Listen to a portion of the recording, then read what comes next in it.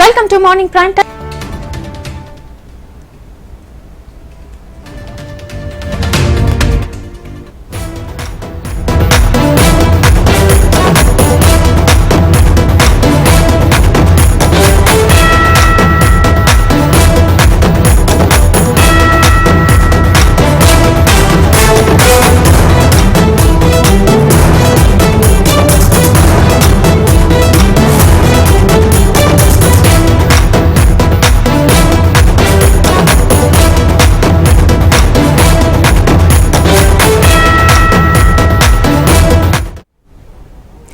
నేడు అసెంబ్లీలో vote on account budget పై చర్చ జరగనుంది. డిప్యూటీ సీఎం భట్టి విక్రమార్క సమాధానం ఇవ్వనున్నారు.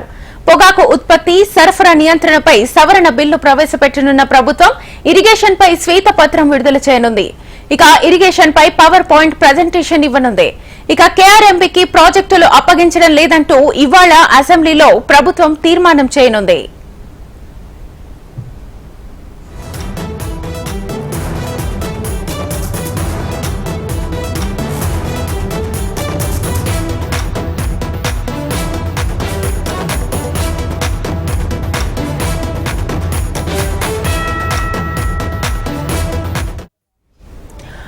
నేడు అసెంబ్లీలో ఓట్ ఆన్ అకౌంట్ బడ్జెట్ పై చర్చ జరగనుంది. డిప్యూటీ సీఎం భట్టి విక్రమార్క సమాధానం ఇవ్వనున్నారు.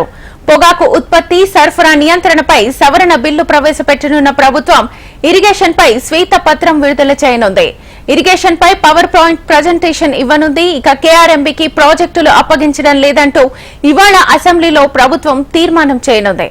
ఇదే అంశానికి సంబంధించి ఫుల్ డీటెయిల్స్ మా ప్రతినిధి ప్రవీణ్ లైవ్ ద్వారా అందిస్తారు. ప్రవీణ్, 10 గంటలకు తెలంగాణ శాసనసభ శాసన మండలి సమావేశాలు కూడా ప్రారంభం కాబోతున్నాయి. 10 గంటలకు ప్రారంభమయ్యే సభా వేదిక కూడా ఇవాళ సభలో మాత్రం కీలకంగా మాత్రం కృష్ణా జిల్లాలో అదేవిధంగా గత ప్రభుత్వం మాత్రం చేసుకున్న నీటిపారుదలకు సంబంధించిన ఒప్పందాలను కూడా ఎల్ఈడి స్క్రీన్ల ద్వారా మాత్రం రాష్ట్ర ప్రభుత్వం బహిర్గతం చేయాలని చెప్పేసి కూడా ఇప్పటివరకే భావిస్తుంది. అందులో భాగంగానే ఇప్పటివరకే శాసనసభ వేదిక కూడా ఎల్ఈడి స్క్రీన్ కూడా ఏర్పాటు చేసింది. ఎల్ఈడి స్క్రీన్ ద్వారా మాత్రం గత ప్రభుత్వం చేసుకున్న ఒప్పందాలు కావచ్చు, గతంలో హైదరాబాద్ వేదిక కూడా ప్రగతి భవన్ లో కూడా ఆంధ్రప్రదేశ్ ముఖ్యమంత్రి అదేవిధంగా తెలంగాణ ముఖ్యమంత్రి ఇద్దరు కూడా చర్చించుకున్న విషయాలు కావచ్చు, అదేవిధంగా ఏ విషయాలపైన కూడా ఒప్పందాలు కుదిరాయి. అదేవిధంగా రాయలసీమకు వెళ్ళిన సందర్భంలో కూడా కేసీఆర్ ఏపీకి సంబంధించిన మంత్రి రోజా ఇంట్లో కూడా భోజనం చేసిన తర్వాత మాత్రం జరిగిన ఒప్పందాలకు సంబంధించిన ఇవన్నీ ఒప్పందాలు కూడా బహిర్గతం చేస్తామని చెప్పేసి కూడా ఇప్పటివరకే కాంగ్రెస్ పార్టీ కూడా భావిస్తుంది. అందులో భాగంగానే నిన్న ప్రజాభవన్ లో కూడా కాంగ్రెస్ పార్టీకి సంబంధించిన ఎమ్మెల్యేలకు అందరూ కూడా ఒక అవగాహన కార్యక్రమం కూడా ఏర్పాటు చేశారు. ఈ అవగాహన కార్యక్రమం ద్వారా మాత్రం పూర్తి స్థాయిలో మాత్రం కృష్ణా జిల్లాలకు సంబంధించిన మాత్రం గత ప్రభుత్వం ఏ విధంగా ఒప్పందాలు చేసుకుంది, ఒప్పందాలకు సంబంధించిన మాత్రం ఎన్ని ఒప్పందాలు కూడా చేసుకుంది, ఎన్నిసార్లు సమావేశం ఏర్పాటు చేసిన తర్వాత మాత్రం ఏ అంశాలపైన కూడా గతంలో చర్చించారు. ఆ రాయలసీమకు కూడా ఆ కృష్ణ నుండి తరలించుకుని వెళ్తుంటే కూడా తెలంగాణ గత ముఖ్యమంత్రి కూడా పూర్తి స్థాయిలో మొత్తం సహకరించారనే అంశాలు కూడా తెలంగాణ ప్రజలకు కూడా తీసుకెళ్లాలని చెప్పేసి కూడా ఇప్పటివరకే కాంగ్రెస్ పార్టీ మాత్రం భావిస్తుంది. అందులో భాగంగానే ఇప్పటివరకే శాసనసభ వేదిక కూడా ఎల్ఈడి స్క్రీన్లను కూడా ఏర్పాటు చేశారు. కాబట్టి సభ ప్రారంభం కాగానే సభకు సంబంధించిన బిజినెస్ ప్రారంభమైన తర్వాత వెంటనే ఇరిగేషన్ పైన కూడా ఒక శ్వేతపత్రాన్ని కూడా విడుదల చేస్తారు. విడుదల చేసిన అనంతరమే ఇప్పటివరకే మేడిగడ్డకు సంబంధించిన మాత్రం మేడిగడ్డలో ఇప్పటివరకే ఆ ప్రాజెక్టు సంబంధించిన పిల్లర్లు ఎక్కడైతే కుంగాయో కుంగడానికి గల కారణాలు ఏంటి అనే దానిపైన కూడా పూర్తి స్థాయిలో మాత్రం వివరించే అవకాశాలు కనిపిస్తున్నాయి. ఇప్పటివరకే ప్రభుత్వం ఇచ్చిన విజిలెన్స్ రిపోర్టు ప్రభుత్వానికి జరిగింది. విజిలెన్స్ రిపోర్ట్ లో మాత్రం ఇప్పటివరకే పిల్లలకు సంబంధించిన మాత్రం ఎందుకు కుంగిన దానికి గల కారణాలు ఏంటి అనే దానిపైన కూడా రాష్ట్ర ప్రభుత్వం ఇప్పటివరకే పూర్తి స్థాయిలో మాత్రం వివరించడానికి మాత్రం సిద్ధమవుతున్న సిచ్యువేషన్ కనిపిస్తుంది. రేపు 119 మంది ఎమ్మెల్యేలు కూడా మేడిగడ్డ టూర్కి తీసుకెళ్తామని చెప్పి కూడా ప్రభుత్వం ఇప్పటివరకు చెప్పింది. అందుకు సంబంధించిన ఏర్పాటు కూడా చేసింది. పిల్లలకు ఉండడానికి మాత్రం గత ప్రభుత్వం కావచ్చు, అదేవిధంగా ఆ కాంట్రాక్టర్లకు సంబంధించిన మాత్రం ఎక్కడ నిర్లక్ష్యం వహించారు అనే దానిపైన కూడా మేడిగడ్డ వేదిక నుంచి కూడా తెలంగాణ ప్రజలకు మాత్రం వివరించే ఆలోచనలు కూడా ఇప్పటివరకే ప్రభుత్వం కూడా ఆలోచనలు కూడా చేస్తున్న సిచ్యువేషన్ కనిపిస్తుంది. దాంతోపాటుగా తెలంగాణ రాష్ట్ర ఏర్పడిన తర్వాత మాత్రం కృష్ణాకు సంబంధించిన నీటి విషయాల్లో కూడా పూర్తి స్థాయిలో మాత్రం ఆంధ్రప్రదేశ్ ప్రభుత్వం కూడా పలు సందర్భాల్లో మాత్రం నీటిని తరలిస్తుంటే కూడా ఎందుకు అడ్డుకట్ట వేయలేకపోయారు అనే దానిపైన కూడా ప్రశ్నించాలి. ఇది కూడా తెలంగాణ ప్రజలకు కూడా వివరించాలని చెప్పి కూడా రాష్ట్ర ప్రభుత్వం కూడా భావిస్తున్న సిచ్యువేషన్ కనిపిస్తుంది. ఇదే సందర్భంలో మాత్రం రేపు నల్గొండ వేదిక కూడా బీఆర్ఎస్ పార్టీ కూడా కృష్ణా జిల్లాలో కూడా తెలంగాణ ప్రజల్లో కూడా వివరించే అవకాశం ఉంది. దీనికి బహిరంగ సభను కూడా ఏర్పాటు చేశారు. గత ప్రభుత్వంలో కూడా పూర్తి స్థాయిలో మాత్రం కేంద్రానికి ఇక్కడ కూడా ప్రాజెక్టులను అప్పచెప్పలేము, కానీ ఈ ప్రభుత్వం ఏర్పడంగానే ఆ కేంద్రానికి కూడా ప్రాజెక్టులను కూడా అప్పచెప్పే విధంగా కూడా ఈ సర్కారు కూడా ముందడుగు వేస్తుందనే విషయాన్ని కూడా ప్రజల్లోకి తీసుకెళ్లాలని చెప్పి కూడా ఇప్పటివరకే బీఆర్ఎస్ భావిస్తున్న నేపథ్యంలో మాత్రం రేపు ఒక పక్క నల్గొండ వేదికగా బీఆర్ఎస్ సభ, అదేవిధంగా మేడిగడ్డ టూర్కు కూడా 119 ఎమ్మెల్యేలలో తీసుకెళ్లాలని చెప్పేసి కూడా ఇప్పటివరకు కాంగ్రెస్ ప్రభుత్వం కూడా భావిస్తున్న ఆ నేపథ్యంలో ఈ రెండు విషయాల్లో కూడా ఇవాళ అసెంబ్లీ వేదిక కూడా ఆటగా కూడా చర్చ జరిగే అవకాశాలు కనిపిస్తున్నాయి. ఒక పక్క ప్రభుత్వం మాత్రం గత ప్రభుత్వంలో జరిగిన ఒప్పందాలు కావచ్చు, రాయలసీమ నుంచి ఆ నీటిని తరలించే అంశం అన్ని కూడా ఎల్ఈడి స్క్రీన్ల ద్వారా మాత్రం ప్రత్యేకంగా కూడా ఏర్పాటు చేసి మాత్రం తెలంగాణ ప్రజలకు వివరించే ప్రయత్నాలు చేయాలని చెప్పేసి కూడా ప్రభుత్వం భావిస్తున్న నేపథ్యంలో ఇదే అంశాన్ని కూడా శాసనసభ వేదిక కూడా గట్టిగా కూడా కౌంటర్ అటాక్ చేయాలని చెప్పేసి కూడా ఇప్పటివరకు బీఆర్ఎస్ కూడా భావిస్తుంది. ఇలాంటి సమయంలో మాత్రం ఇవాళ సభా వేదిక నుంచి ఇరిగేషన్ పైన కూడా ఆటగా కూడా ఆ సభ జరిగే అవకాశం ఉంది. తెలంగాణ ప్రజలకు ఇంకా ఎలాంటి అంశాలను కూడా ఎల్ఈడి స్క్రీన్ ద్వారా మాత్రం వివరిస్తారు అనే దానిపైన కూడా ఒక క్లారిటీ అయితే రావాల్సి ఉంది. Right Praveen, thank you.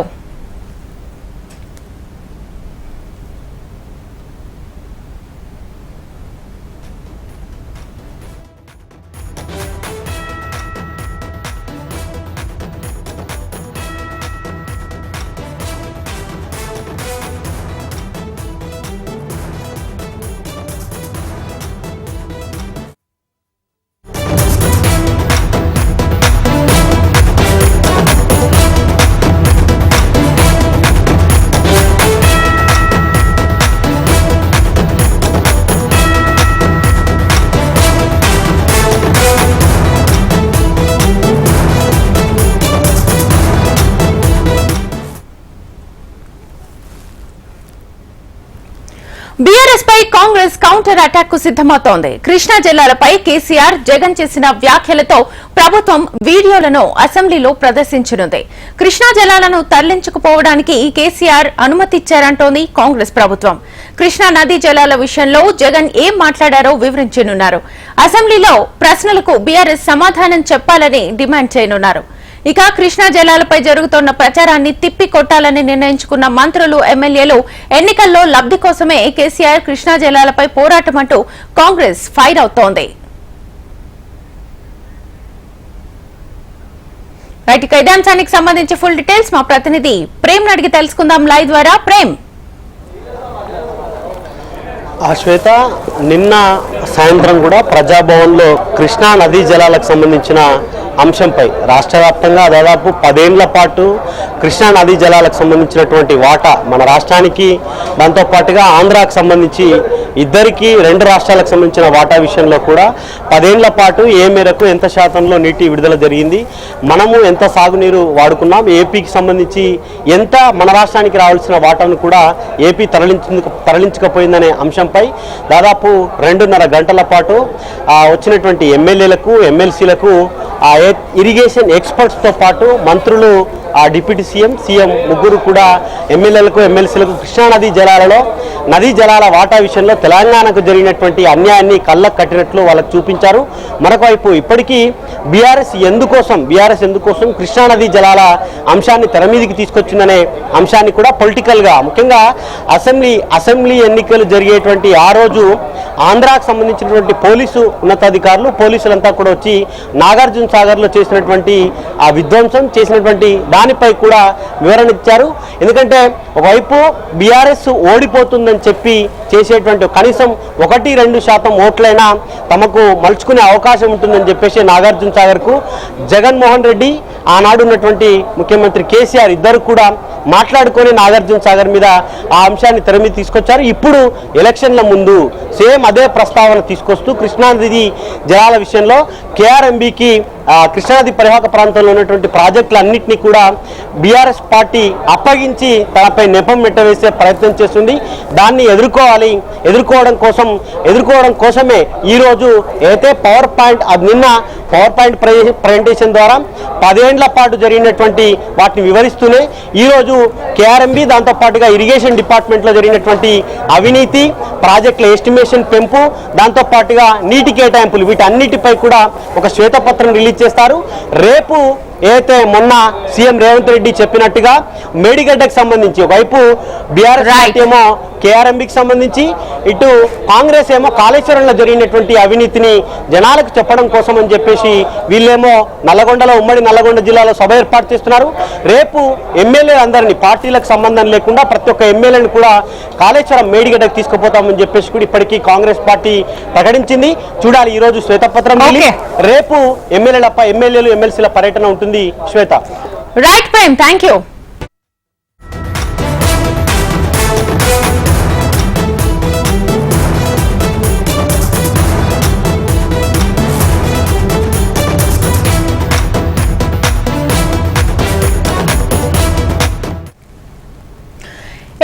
Assembly ఎన్నికలు సమీపిస్తుండటంతో కార్యక్రమాలను స్పీడప్ చేశారు సీఎం జగన్. ఇప్పటికే అసెంబ్లీ నియోజకవర్గాల్లో మార్పులపై ఫోకస్ పెట్టిన ఆయన ఇక నుంచి ఎన్నికల ప్రణాళికలపై పూర్తి స్థాయిలో ఫోకస్ పెట్టనున్నారు. ఇందులో భాగంగానే అభ్యర్థుల ఎంపిక, సిద్ధం సభలు, మేనిఫెస్టోతో పాటు కీలక అంశాలపై ఉదయం 11 గంటలకు సమీక్ష నిర్వహించనున్నారు. పార్టీ కార్యక్రమాలు, రాబోయే రోజుల్లో అనుసరించాల్సిన వ్యూహాలపై చర్చించనున్నారు.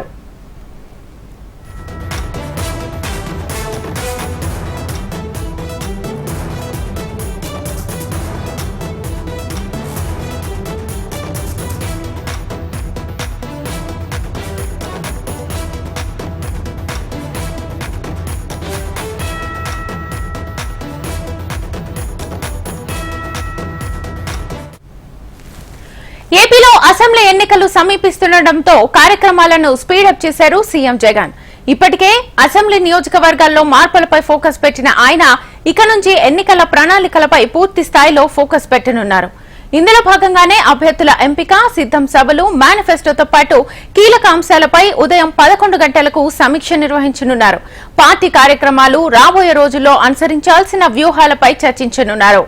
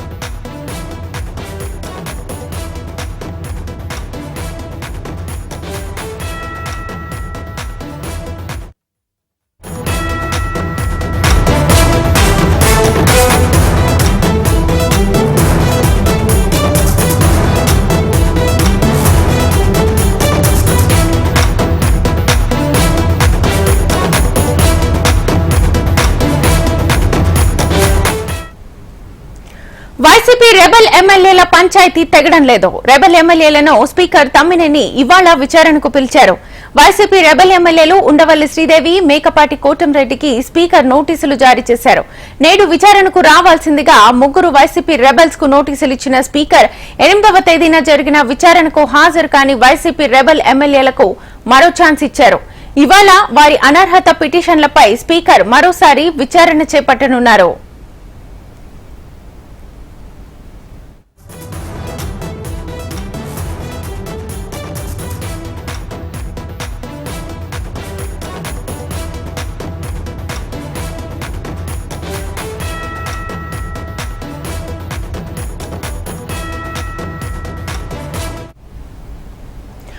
వైసీపీ రెబెల్ ఎమ్మెల్యేల పంచాయతీ తెగడం లేదు. రెబెల్ ఎమ్మెల్యేలను స్పీకర్ తమ్మినేని ఇవాళ విచారణకు పిలిచారు. వైసీపీ రెబెల్ ఎమ్మెల్యేలు ఉండవల్లి శ్రీదేవి, మేకపాటి కోటంరెడ్డికి స్పీకర్ నోటీసులు జారీ చేశారు. నేడు విచారణకు రావాల్సిందిగా 3 వైసీపీ రెబెల్స్ కు నోటీసులు ఇచ్చిన స్పీకర్ 8వ తేదీన జరిగిన విచారణకు హాజరు కాని వైసీపీ రెబెల్ ఎమ్మెల్యేలకు మరో ఛాన్స్ ఇచ్చారు. ఇవాళ వారి అనర్హత పిటిషన్లపై స్పీకర్ మరోసారి విచారణ చేపట్టనున్నారు.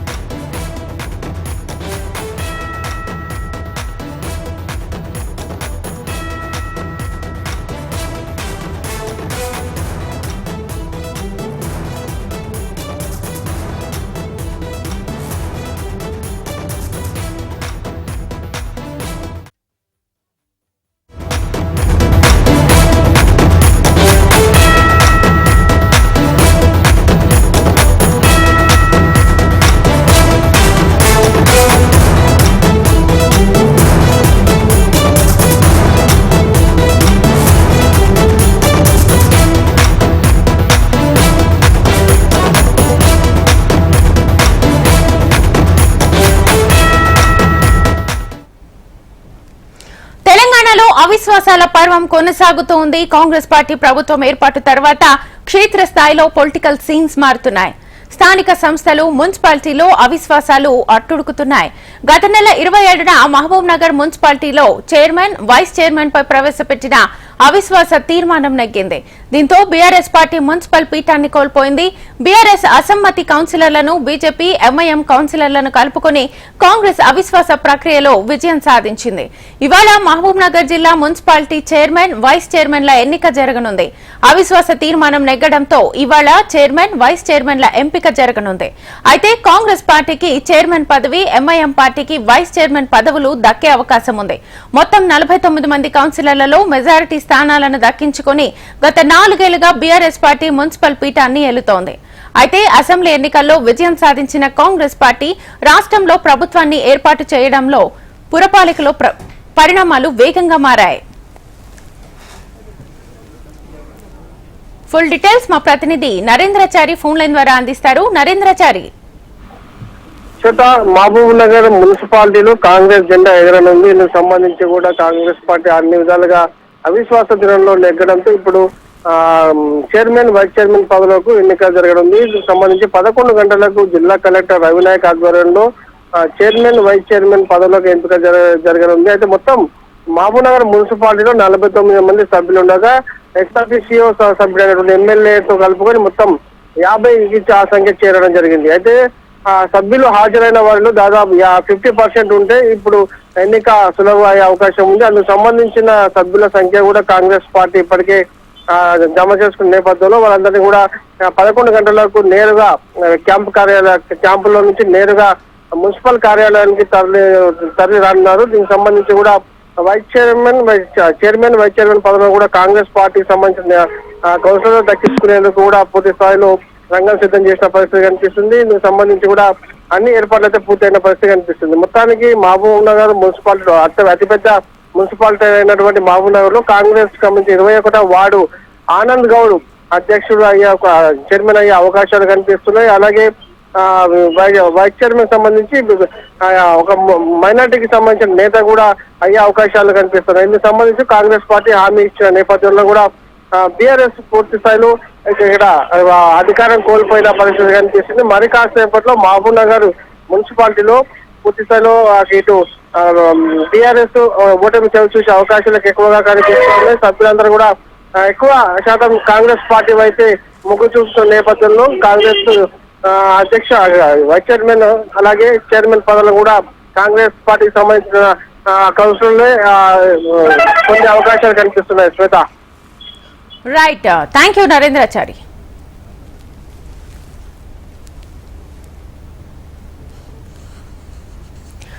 ఎవరైనా ఓటేయాలని అడగాలంటే ఇంటింటికి తిరుగుతారు, అది కామన్. కానీ శ్మశానంలో సమాధుల దగ్గరకు వెళ్లి ఓట్లు అభ్యర్థించడం ఎక్కడైనా చూసారా? అయ్యో అదేంటి శ్మశానంలో ప్రచారం అని అనుకుంటున్నారా? ఇదేమీ పోలింగ్ కోసం ప్రచారం కాదు. ఆంధ్రప్రదేశ్లో ఓట్ల పంచాయతీపై ఓవైపు రాజకీయ రగడ రేగుతున్న వేళ ఓ సర్పంచ్ చేసిన నిరసన. నకిలీ ఓట్లపై చర్చ జరుగుతున్న నేపథ్యంలో ఈ వినూత్న నిరసన కార్యక్రమం చర్చనీయాంశంగా మారింది. మీకు దయ ఉంచి దండం పెట్టి అడుగుతున్నా, మీరు కూడా వచ్చి మాకు ఓటు వేయాల్సిందిగా గిఫ్ట్ తీసుకొని మాకు ఓట్లు వేయాల్సిందిగా కోరుచున్నాం.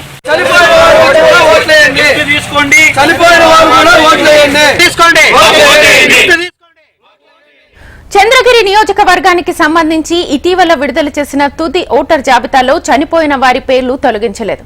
దీంతో పుదిపట్ల గ్రామానికి చెందిన సర్పంచ్, ఓబీసీ సంఘం నేత సుధా యాదవ్ వినూత్న నిరసన చేపట్టారు. చంద్రగిరిలోని శ్యామలాంబ సమేత మల్లేశ్వర ఆలయం నుంచి స్వర్ణముఖి నది పరివాహక ప్రాంతంలోని శ్మశాన వాటిక వద్దకు ర్యాలీగా వెళ్లారు. ఓటర్ జాబితాలో చనిపోయిన వారి ఓట్లు, బోగస్ ఓట్లు తొలగించాలని డిమాండ్ చేస్తూ ప్లకార్డులు ప్రదర్శించారు. సుశీలమ్మ, నారాయణ సమాధుల వద్దకు వచ్చి గోడ గడియారం, కుక్కర్ గిఫ్ట్లు పెట్టి తాను చంద్రగిరి ఎమ్మెల్యేగా పోటీ చేస్తున్నానని, తనకు ఓటు వేయాలని కోరారు. చనిపోయిన వాళ్ళకు కూడా ఓట్లున్నాయని నిన్నే మొత్తం కూడా మేము ఓటర్ లిస్టులో చూడడం జరిగింది. అదేవిధంగా కూడా మన ఏబిఎన్ దీంట్లో కూడా పేపర్లో కూడా నిన్నంతా కూడా మెయిన్ దీంట్లో కూడా వచ్చాయి. ఏది ఈ దొంగ ఓట్లకు సంబంధించి మరియు ఈ చనిపోయిన ఓట్లంతా కూడా ఇక్కడ చంద్రగిరిలో అధిక శాతం రాష్ట్రంలోనే ఎక్కువగా మన చంద్రగిరిలో ఉన్నాయి. మొత్తం కూడా రాష్ట్రం అంతా కూడా ఈ చనిపోయిన ఓట్లు ఇంక్లూడ్ అయి ఉన్నాయి. అవి ఏ మాత్రం కూడా ఒక్కటి కూడా తీయకుండా ఇట్లే అధికారులు నిర్లక్ష్యం వహిస్తున్న కారణంగా ఈ రోజు మేము చంద్రగిరి టౌన్ లో చనిపోయిన వాళ్ళు ఓట్లు కూడా ఉన్నాయి కాబట్టి ఇక్కడికి మన శ్మశానానికి వచ్చి మన నారాయణ గారు సుశీలమ్మ గారు కూడా చనిపోయినా కూడా వాళ్ళ ఓట్లు కూడా ఉన్నాయి కాబట్టి వాళ్ళకు కూడా మేము చిన్న గిఫ్ట్లు ఒక వాల్ క్లాక్ మరియు కుక్కర్ కూడా ఇచ్చి మేము వాళ్ళకి ఓటు అడుక్కునేదానికి ఇక్కడికి రావడం జరిగింది. ఎందుకంటే మేము కూడా అసెంబ్లీ కాన్స్టిట్యున్సీకి యాస్పిరెంట్ గా ఉండాలనుకున్నాను కాబట్టి వాళ్ళ ఓట్లు కూడా మాకు అవసరం కాబట్టి వాళ్ళని కూడా ప్రాధాయపడి ఓట్లు అడుగుతున్నాం.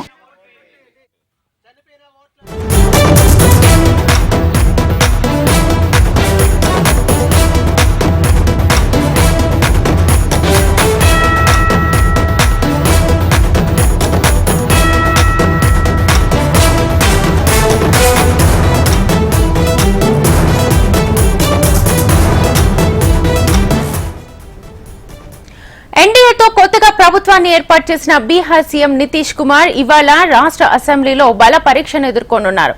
గత నెలలో విపక్షాల ఇండియా కూటమిని వదిలిపెట్టి ఎన్డీఏ బీజేపీ కూటమిలో తిరిగి చేరారు. ఆ తర్వాత రికార్డు స్థాయిలో 9వ బీహార్ ముఖ్యమంత్రిగా నితీష్ కుమార్ ప్రమాణ స్వీకారం చేశారు. ఈ క్రమంలోనే తన సొంత పార్టీ జనతాదళ్ యునైటెడ్ ఎమ్మెల్యేలందరికీ ఫ్లోర్ టెస్ట్ కు హాజరు కావాలని విప్ జారీ చేశారు. ఈ నేపథ్యంలోనే బలపరీక్షకు అన్ని పార్టీలు సిద్దమవుతున్నాయి.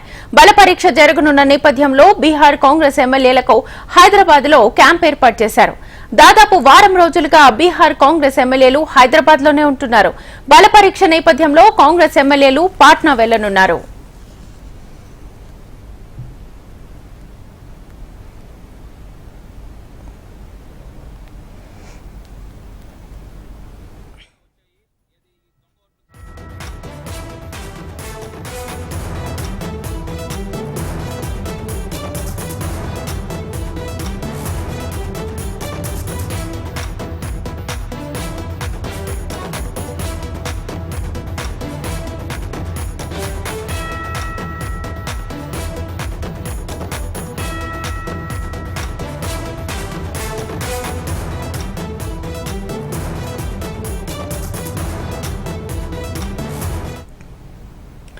ఎన్డీఏతో కొత్తగా ప్రభుత్వాన్ని ఏర్పాటు చేసిన బీహార్ సీఎం నితీష్ కుమార్ ఇవాళ రాష్ట్ర అసెంబ్లీలో బల పరీక్షను ఎదుర్కొనున్నారు.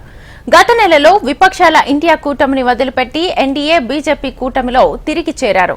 ఆ తర్వాత రికార్డు స్థాయిలో 9వ బీహార్ ముఖ్యమంత్రిగా నితీష్ కుమార్ ప్రమాణ స్వీకారం చేశారు. ఈ క్రమంలోనే తన సొంత పార్టీ జనతాదళ్ యునైటెడ్ ఎమ్మెల్యేలందరికీ ఫ్లోర్ టెస్ట్ కు హాజరు కావాలని విప్ జారీ చేశారు. ఈ నేపథ్యంలోనే బల పరీక్షకు అన్ని పార్టీలు సిద్దమవుతున్నాయి. బల పరీక్ష జరగనున్న నేపథ్యంలో బీహార్ కాంగ్రెస్ ఎమ్మెల్యేలకు హైదరాబాద్ లో క్యాంప్ ఏర్పాటు చేశారు.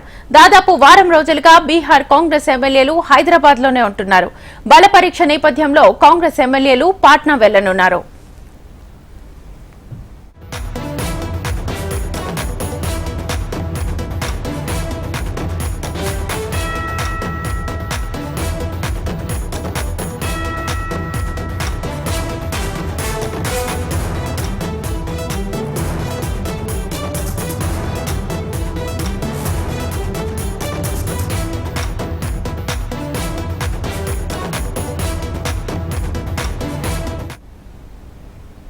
పల్నాడు జిల్లా ఎడ్లపాడు మండలం కొండవీడుకోటలో కొండవీడు ఫెస్ట్ 2024 ఉత్సవాలను నిర్వహిస్తున్నారు. ఈ ఫెస్ట్ ను మంత్రి విడుదల రజని సందర్శించారు. కొండవీడు కోట అభివృద్ధిలో భాగంగా ₹1 కోటితో నిర్మించిన తార్ రోడ్డుని మంత్రి రజని ప్రారంభించారు. తమ ప్రభుత్వ హయాంలో ఎన్నో అభివృద్ధి కార్యక్రమాలు చేపట్టడం ద్వారా కొండవీడు మహర్దశను తీసుకొచ్చామన్నారు. ఇక గిరిదుర్గం స్వాగత ద్వారం నుంచి గెస్ట్ హౌస్ వరకు కొండపై 5 కోట్ల నిధులతో నిర్మించిన 2వ దశ ఘాట్ రోడ్ శిలాఫలకాన్ని మంత్రి రజని ఆవిష్కరించి లాంఛనంగా ప్రారంభించారు. గొప్ప వారసత్వ సంపదను భావితరాలకు అందించడమే రాష్ట్ర ప్రభుత్వ ఉద్దేశమని, ఇందులో భాగంగా కొండవీడు ఉత్సవాలను ఎంతో వైభవోపేతంగా నిర్వహిస్తున్నామని తెలిపారు.